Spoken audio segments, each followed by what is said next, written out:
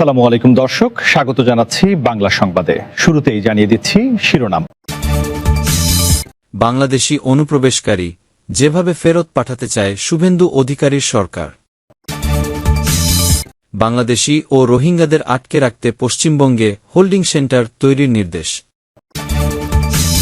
পশ্চিমবঙ্গে এবার বাংলাদেশি ফেরানোর নামে জেলায় জেলায় বন্দিশালা নির্মাণের নির্দেশ। সরকারি নির্দেশের পরই মালদায় চালু হোল্ডিং সেন্টার, আনা হল 9 বাংলাদেশিকে, এবার ডিপোর্ট। পশ্চিমবঙ্গের মুখ্যমন্ত্রী শুভেন্দু অধিকারী ঘোষণা করেছেন যে কথিত বাংলাদেশি অনুপ্রবেশকারীদের তার রাজ্যের পুলিশ গ্রেফতার করে বিএসএফের হাতে তুলে দেবে, তারপরে তারাই ওই কথিত অনুপ্রবেশকারীদের বাংলাদেশে পাঠিয়ে দেবে। কিন্তু এতদিন ধরে আইন অনুযায়ী যেভাবে বাংলাদেশি অনুপ্রবেশকারীদের ফেরত পাঠানো হতে, নতুন নিয়ম তার থেকে কতটা আলাদা? বাংলাদেশ থেকে আসা কথিত অনুপ্রবেশকারীরা পশ্চিমবঙ্গের নির্বাচনে সবসময়ই একটা ইস্যু হয়ে থেকেছে বিজেপির কাছে। সদ্য সমাপ্ত নির্বাচনেও এই ইস্যুতে নিয়ে সরব ছিলেন নরেন্দ্র মোদী সহ বিজেপির শীর্ষ নেতৃত্ব। ভ্যাট শেষ হয়ে নতুন সরকার গঠনের পরেই নতুন মুখ্যমন্ত্রী শুভেন্দু অধিকারী ঘোষণা করেছেন যে কিভাবে তার সরকার কথিত বাংলাদেশি অনুপ্রবেশকারীদের ফেরত পাঠাবে। প্রচলিত নিয়ম অনুযায়ী কেন বিদেশি নাগরিক ভারতে অবৈধভাবে প্রবেশ করলে তাকে গ্রেফতার করে আদালতে তোলা হয়। বিদেশি আইনের 14 ধারায় মামলা হয় এবং বিচারের পরে ক্যাট সেই ব্যক্তির সাজা নির্ধারণ করে। সাজার মেয়াদ শেষ হলে কেন্দ্রীয় সরকারের মাধ্যমে রাজ্য সরকার বাংলাদেশের দূতাবাসে জায়গা এক করে সেই ব্যক্তির নাগরিকত্ব ও তার নিজের দেশে ঠিকানা ইত্যাদি সম্বন্ধে নিশ্চিত হয়ে শেষ পর্যন্ত সীমান্তরক্ষী বাহিনীর মাধ্যমে বাংলাদেশের হাতে তুলে দেওয়া হয়। এই আইন অনুমোদিত নিয়মের বাইরেও আরেকটি অলিখিত নিয়ম চলে সীমান্তে, যার নাম পুশব্যাক পদ্ধতি। এই ক্ষেত্রে ভারতে আটক হওয়া বাংলাদেশিকে বিচার প্রক্রিয়ার বাইরে গিয়ে সীমান্তে নিয়ে যাওয়া হয় এবং রাতের অন্ধকারে সীমান্তের অন্যদিকে ঠেলে দেওয়া হয়। গত প্রায় 1 বছর ধরে ভারতের বিভিন্ন রাজ্য থেকে বাংলাদেশি অনুপ্রবেশকারী সন্দেহে অনেককে এভাবেই ঠেলে দেওয়া হয়েছে, যদিও তাদের মধ্যে অনেকেই ভারতের বৈধ নাগরিক ছিলেন, যাদের আবার চাপের মুখে পড়ে পড়ে ফিরিয়ে আনা হয়েছে। ওই পদ্ধতির আইনি বৈধতা প্রশ্নের মুখে থাকলেও গত বছরের মে মাসে কেন্দ্রীয় স্বরাষ্ট্র মন্ত্রণালয় একটি নির্দেশিকা জারি করে, যেখানে কিভাবে সন্দেহভাজন অনুপ্রবেশকারীদের তাদের দেশে পাঠানো হবে সেই পদ্ধতি বিস্তারিতভাবে বর্ণনা করা হয়েছে। সেখানে যে পদ্ধতির কথা লেখা হয়েছে সেটা আত্মে পুশব্যাকই। পুশব্যাক পদ্ধতি দীর্ঘদিন ধরেই বিএসএফ নিয়ে থাকে, যদিও আনুষ্ঠানিকভাবে বাহিনী কখনোই বিষয়টি স্বীকার করেনি। পশ্চিমবঙ্গে অবৈধভাবে অবস্থানরত বিদেশি নাগরিকদের চিহ্নিতকরণ এবং পুশব্যাকের প্রক্রিয়া জোরদার করতে এক বড় পদক্ষেপ নিয়েছে রাজ্য সরকার। রাজ্যের প্রতিটি জেলায় হোল্ডিং সেন্টার বা ডিটেনশন সেন্টার, আটক কেন্দ্র স্থাপনের নির্দেশ দেওয়া হয়েছে। গত শুক্রবার পশ্চিমবঙ্গ সরকারের স্বরাষ্ট্র ও পার্বত্য বিষয়ক মন্ত্রণালয়ের সচিবের পক্ষ থেকে এই সংক্রান্ত একটি জরুরি আদেশ জারি করা হয়।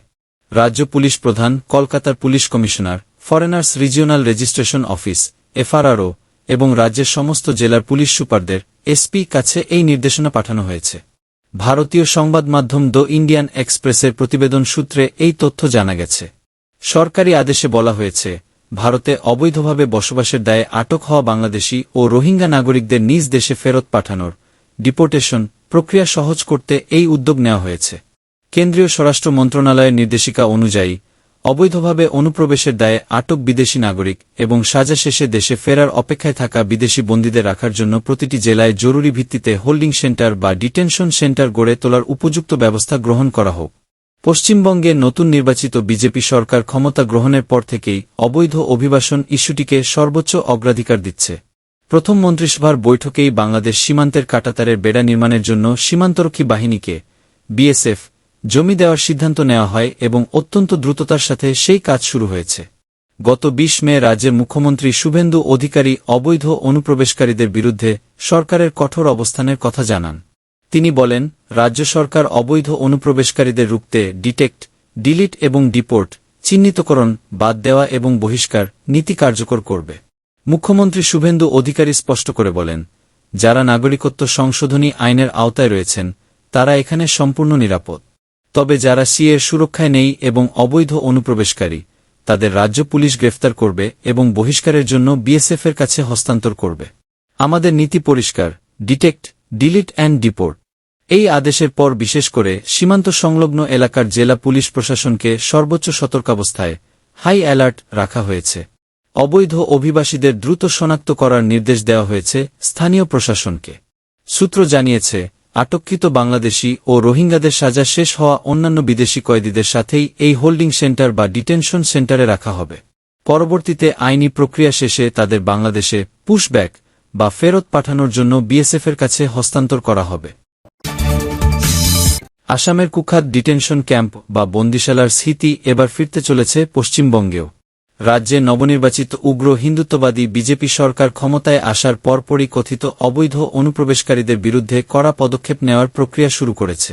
গত শুক্রবার রাজ্যটির স্বরাষ্ট্র ও পার্বত্য বিষয়ক দপ্তরের পক্ষ থেকে রাজ্যের প্রতিটি জেলায় হোল্ডিং সেন্টার বা আটক কেন্দ্র স্থাপনের এক নজিরবিহীন নির্দেশ জারি করা হয়েছে। আর এই নির্দেশ ঘিরেই রাজ্য জুড়ে শুরু হয়েছে তীব্র রাজনৈতিক বিতর্ক এবং সাধারণ মানুষের মধ্যে চরম আতঙ্ক। প্রশ্ন উঠছে, আসামের মতো এখানেও কি তবে ভোটাধিকার কেড়ে নেওয়া বাঙালি মুসলমানদের লক্ষ্যবস্তু বানিয়ে বাংলাদেশে ঠেলে পাঠানোর ব্লুপ্রিন্ট তৈরি হচ্ছে? রাজ্যের স্বরাষ্ট্র সচিবের পক্ষ থেকে পুলিশ প্রধান, কলকাতার পুলিশ কমিশনার এবং সমস্ত জেলার পুলিশ সুপারদের কাছে পাঠানো এক জরুরি চিঠিতে স্পষ্ট বলা হয়েছে, স্বরাষ্ট্র মন্ত্রণালয়ের নির্দেশিকা মেনে প্রতিটি জেলায় এই হোল্ডিং সেন্টারগুলো গড়ে তুলতে হবে। ভারতীয় গণমাধ্যম দি ইন্ডিয়ান এক্সপ্রেসের প্রতিবেদনে বলা হয়, পত্রিকাটির হাতে আসা এই নির্দেশিকায় ভারতে অবৈধভাবে বসবাসের দায়ে আটক হওয়া কথিত বাংলাদেশি এবং রোহিঙ্গাদের দেশে ফেরত পাঠানোর ডিপোর্টেশন প্রক্রিয়ার রূপরেখা দেওয়া হয়েছে, যেখানে অবৈধভাবে বসবাসের অভিযোগে আটক হওয়া বাংলাদেশি, রোহিঙ্গা এবং সাজা শেষ হওয়া বিদেশি বন্দীদের দেশে ফেরত ডিপোর্টেশন না পাঠানো পর্যন্ত আটকে রাখা হবে। সূত্রের বরাত দিয়ে এতে আরও বলা হয়, আটক হওয়া বাংলাদেশিদের সাজামুক্ত বিদেশি বন্দীদের সাথে হোল্ডিং সেন্টার বা ডিটেনশন ক্যাম্পে রাখা হবে। পরবর্তীতে বাংলাদেশে পুশব্যাক বা ফেরত পাঠানোর জন্য তাদের বিএসএফের হাতে তুলে দেওয়া হবে। গত ২০ মে মুখ্যমন্ত্রী শুভেন্দু অধিকারী সাফ জানিয়ে দিয়েছেন, তার সরকার ডিটেক্ট, ডিলিট এবং ডিপোর্ট চিহ্নিতকরণ, ভোটার তালিকা থেকে নাম বাদ দেওয়া এবং বহিষ্কার নীতিতে কাজ করবে। তিনি আরও যোগ করেন, যারা নাগরিকত্ব সংশোধনী আইনের সিএ আওতাভুক্ত তারা এখানে নিরাপদ, কিন্তু যারা এর বাইরে তাদের পুলিশ গ্রেপ্তার করে বিএসএফের মাধ্যমে পুশব্যাক করবে। প্রতিবেদনে আরও বলা হয়, পশ্চিমবঙ্গের নবনির্বাচিত বিজেপি সরকার অবৈধ অনুপ্রবেশের বিষয়টিকে সর্বোচ্চ অগ্রাধিকার দিয়েছে। তাদের প্রথম মন্ত্রিসভার বৈঠকেই বাংলাদেশ সীমান্তের কাঁটাতারের বেড়া দেওয়ার জন্য বর্ডার সিকিউরিটি ফোর্সকে বিএসএফ জমি বরাদ্দ করার সিদ্ধান্ত নেওয়া হয় এবং অত্যন্ত গুরুত্বের সাথে এই কাজ শুরু হয়েছে। রাজনৈতিক বিশ্লেষকদের মতে মুখ্যমন্ত্রীর এই মন্তব্যই আসল উদ্দেশ্যকে সামনে এনে দিয়েছে। সিএ আইন অনুযায়ী মূলত অমুসলিম শরণার্থীদের নাগরিকত্ব দেওয়ার কথা বলা হয়েছে। ফলে শুভেন্দু অধিকারীর এই ডিলিট, নাম বাদ দেওয়া ফর্মুলা সরাসরি মুসলিম সম্প্রদায়কে লক্ষ্য করে কিনা তা নিয়ে ইতিমধ্যেই বর্ষর প্রশ্ন উঠে গেছে। আসামের জাতীয় নাগরিকপঞ্জি এনআরসি এবং ডিটেনশন ক্যাম্পের অভিজ্ঞতায় দেখা গেছে, বহু বৈধ ভারতীয় নাগরিকও সামান্য কাগজের ত্রুটির কারণে বন্দিশালায় নিক্ষিপ্ত হয়েছিলেন, যার বড় অংশই ছিলেন বাঙালি মুসলমান। পশ্চিমবঙ্গেও জেলায় জেলায় বন্দিশালা তৈরির এই সরকারি নির্দেশ সেই পুরনো আতঙ্ককেই উস্কে দিয়েছে। বিরোধী দল এবং বিভিন্ন মানবাধিকার সংগঠনের দাবি, ডিলিট শব্দের মাধ্যমে ভোটার তালিকা থেকে নাম বাদ দেওয়ার যে কথা মুখ্যমন্ত্রী বলেছেন, তা আত্মে একটি নির্দিষ্ট সম্প্রদায়ের রাজনৈতিক অধিকার বা ভোটাধিকার কেড়ে নেওয়ার কৌশল হতে পারে। নাম বা পদবিতে মিল থাকার অজুহাতে সীমান্ত সংলগ্ন জেলাগুলোর বহু বৈধ ভারতীয় বাঙালি মুসলমানকে বাংলাদেশি বা অনুপ্রবেশকারী তকমা দিয়ে হেনস্থা করার আশঙ্কা করা হচ্ছে। কোনো বিচার প্রক্রিয়া ছাড়া বা দীর্ঘ আইনি লড়াইয়ের সুযোগ না দিয়ে হোল্ডিং সেন্টারে আটকে রাখা আন্তর্জাতিক মানবাধিকার আইনের পরিপন্থী। অবশ্য বিজেপি সরকারের পক্ষ থেকে এই আশঙ্কাকে ভিত্তিহীন বলে উড়িয়ে দেওয়া হয়েছে। শাসক দলের দাবি, দেশের অভ্যন্তরীণ নিরাপত্তা রক্ষা এবং আন্তর্জাতিক সীমান্ত সুরক্ষিত করতেই এই প্রশাসনিক পদক্ষেপ। যারা বৈধ নাগরিক তাদের ভয়ের কোনো কারণ নেই, আইন কেবল অবৈধ অনুপ্রবেশকারীদের জন্যই প্রযোজ্য হবে। সরকার যাই দাবি করুক না কেন, জেলায় জেলায় বন্দিশালা নির্মাণের এই নির্দেশিকা জারির পর থেকেই পশ্চিমবঙ্গের সীমান্ত জেলাগুলো, বিশেষ করে মুর্শিদাবাদ, মালদা, উত্তর ও দক্ষিণ ২৪ পরগনা এবং নদিয়ার সাধারণ মানুষের মধ্যে উদ্বেগ চরমে পৌঁছেছে। ডিটেক্ট, ডিলিট, ডিপোর্টের এই খেলায় শেষ পর্যন্ত কত লক্ষ বৈধ নাগরিকের ভবিষ্যৎ অন্ধকারের দিকে যাবে, তা নিয়েই এখন চলছে চুলচেরা বিশ্লেষণ। সমুক লাহিড়ী, মালদা। সরকারের নির্দেশের পরই আজ থেকে মালদায় চালু হোল্ডিং সেন্টার। ইংরেজবাজারের হোল্ডিং সেন্টারে রাখা হয়েছে ৯ বাংলাদেশিকে।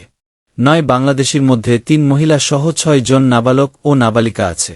৯ বাংলাদেশিকে গাজল থেকে ধরে আনা হয়েছে। পশ্চিমবঙ্গে বিজেপির সরকার গঠনের ২ সপ্তাহের মাথায় অনুপ্রবেশকারী সন্দেহে ধৃতদের রাখার জন্য জেলায় জেলায় হোল্ডিং সেন্টার তৈরির নির্দেশ দিয়েছে স্বরাষ্ট্র দফতর। তাদের ফরেনার্স ব্রাঞ্চের তরফে শনিবার একটি নির্দেশিকা সমস্ত জেলার জেলাশাসক ও পুলিশ সুপারকে পাঠানো হয়েছে। ভারতে অবৈধভাবে বসবাস করার কারণে ধৃত বাংলাদেশি অথবা রোহিঙ্গাদের নিজের দেশে ফেরত পাঠানোর প্রক্রিয়া সম্পর্কে নির্দেশ দেওয়া হয়েছে। এ প্রসঙ্গে উত্তর মালদার বিজেপি সাংসদ খগেন মুর্মু বলেন, আমাদের ভারতীয় নাগরিক নন এরকম যে সমস্ত ব্যক্তি আছেন তাদের আমাদের দেশ থেকে তাদের নিজের দেশে ফিরতে হবে। এটা তো খুবই জরুরি। প্রথম হচ্ছে আমাদের রাজ্যকে সুরক্ষিত করব, আমাদের দেশকে সুরক্ষিত করব। যা এতদিন ধরে তৃণমূল কংগ্রেস আমাদের রাজ্যটাকে রোহিঙ্গাদের, সন্ত্রাসবাদীদের, জেহাদিদের একটা করিডোর হিসাবে ব্যবহার করার সুযোগ করে দিয়েছে। অনুপ্রবেশে জিরো টলারেন্স এই নীতি নিয়েই এগোবে আমাদের সরকার। আমরা ডিটেক্ট ডিলিট ডিপোর্ট এই নীতির মাধ্যমে খুঁজে খুঁজে একজন অনুপ্রবেশকারীকে বাংলার, পশ্চিমবঙ্গ বাইরে পাঠানোর ব্যবস্থা করব, এমন মন্তব্য করেছিলেন কেন্দ্রীয় স্বরাষ্ট্রমন্ত্রী অমিত শাহ। অনুপ্রবেশে জিরো টলারেন্স বিজেপির লক্ষ্য পরিষ্কার। তাই পশ্চিমবঙ্গে ভোট প্রচারে এসেও বারবার এই বার্তা দিয়েছেন নরেন্দ্র মোদী থেকে অমিত শাহ। শুভেন্দু অধিকারীর মুখেও শোনা গেছে সেই কথা। রাজ্যে সরকার গঠনের 2 সপ্তাহের মাথায় অনুপ্রবেশকারী সন্দেহে ধৃতদের রাখার জন্য জেলায় জেলায় হোল্ডিং সেন্টার তৈরির নির্দেশ দিয়েছে স্বরাষ্ট্র দফতর। তাদের ফরেনার্স ব্রাঞ্চের তরফে শনিবার একটি নির্দেশিকা সমস্ত জেলার জেলাশাসক ও পুলিশ সুপারকে পাঠানো হয়েছে। স্বরাষ্ট্র মন্ত্রকের 2 মে 2025 এর চিঠির উল্লেখ করে নির্দেশিকায় বলা হয়েছে, ভারতে অবৈধভাবে বসবাস করার কারণে ধৃত বাংলাদেশি অথবা রোহিঙ্গাদের নিজের দেশে ফেরত পাঠানোর প্রক্রিয়া সম্পর্কে চিঠিতে নির্দেশ দেওয়া হয়েছে। স্বরাষ্ট্র মন্ত্রকের নির্দেশিকা অনুযায়ী ধৃত বিদেশি নাগরিক এবং নিজের দেশে ফেরত যাওয়ার অপেক্ষায় থাকা মুক্তিপ্রাপ্ত বিদেশি বন্দীদের জন্য জেলায় জেলায় হোল্ডিং সেন্টার তৈরি করতে হবে। সেই জন্য প্রয়োজনীয় উদ্যোগ ও উপযুক্ত ব্যবস্থা গ্রহণ করা হোক।